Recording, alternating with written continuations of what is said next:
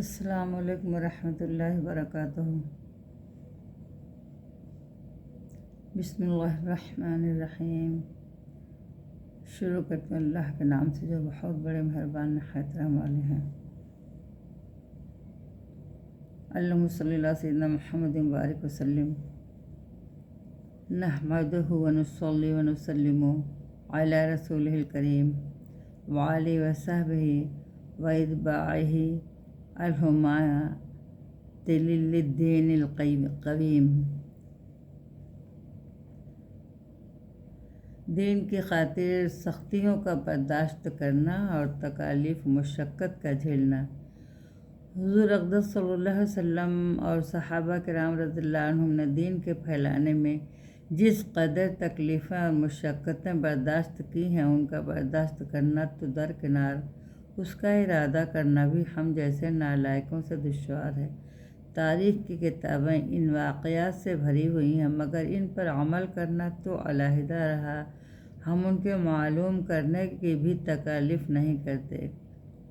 اس باب میں چند قصوں کا نمونہ کے طور پر ذکر کرنا ہے۔ ان میں سب سے پہلے خود حضور صلی اللہ علیہ وسلم کے ایک قصہ سے ابتدا کرتی ہوں کہ حضور صلی اللہ علیہ وسلم کا ذکر برکت کا ذریعہ ہے۔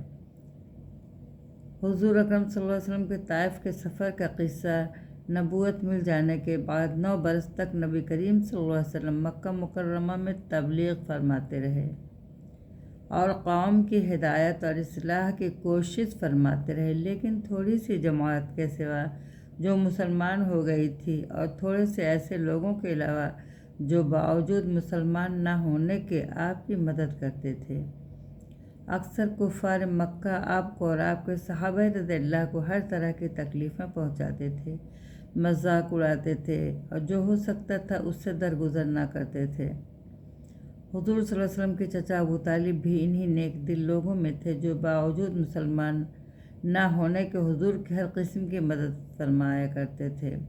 10ویں سال میں جب ابو طالب کا بھی انتقال ہو گیا تو کافروں کو اور بھی ہر طرح کھلے مہار اسلام سے روکنے اور مسلمانوں کو تکلیف پہنچانے کا موقع ملا۔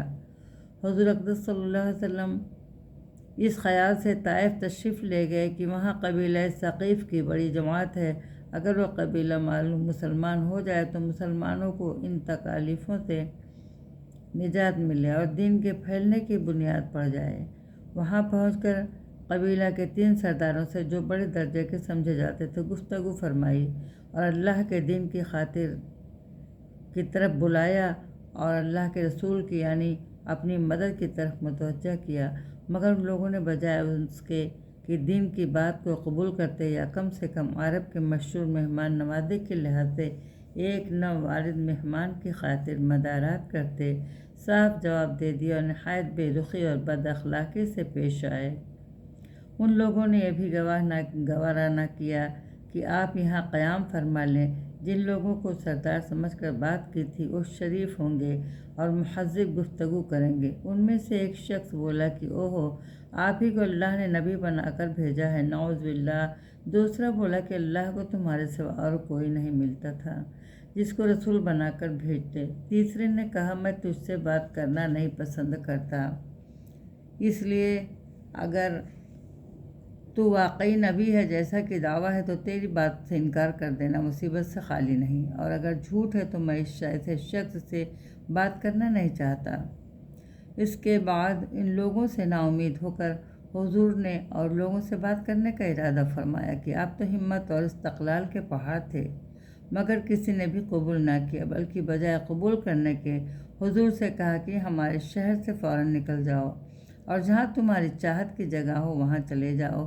حضور پاک صلی اللہ علیہ وسلم جب ان سے بالکل مایوس ہو کر واپس ہونے لگے تو ان لوگوں نے شہر کے لڑکوں کو پیچھے لگا دیا کہ آپ کا مذاق اڑائیں، تالیاں پیٹائیں، پتھر ماریں، حتیٰ کہ آپ کے دونوں جوتے خون کے جاری ہونے سے رنگین ہو گئے۔ حضور پاک صلی اللہ علیہ وسلم اسی حالت میں واپس ہوئے۔ جب راستہ میں ایک جگہ ان شریروں سے اطمینان ہوا تو حضور نے یہ دعا مانگی، اے اللہ، تجھے سے شکایت کرتا ہوں، میں اپنی کمزوری اور بے کسی کی اور لوگوں میں ذلت و رسوائی کی، اے ارحم الراحمین، تو ہی ضعفاء کا رب ہے اور تو ہی میرا پروردگار ہے۔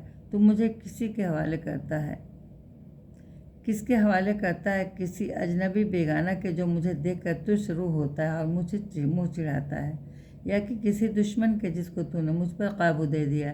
اے اللہ، اگر تم مجھ سے ناراض نہیں ہے تو مجھے کسی کی بھی پرواہ نہیں، تیری حفاظت مجھے کافی ہے۔ میں تیرے چہرہ کے اس نور کے طفیل جس سے تمام اندھیریاں روشن ہو گئیں، جس سے دنیا اور آخرت کے سارے کام درست ہو جاتے ہیں، اس بات سے پناہ مانگتا ہوں کہ مجھ پر تیرا غصہ ہو یا تم مجھ سے ناراض ہو۔ تیری ناراضگی کا اس وقت تک دور کرنا ضروری ہے جب تک تو راضی نہ ہو۔ نہ تیرے سوا کوئی طاقت ہے نہ قوت۔ السلام علیکم ورحمۃ اللہ وبرکاتہ۔ انشاءاللہ آئندہ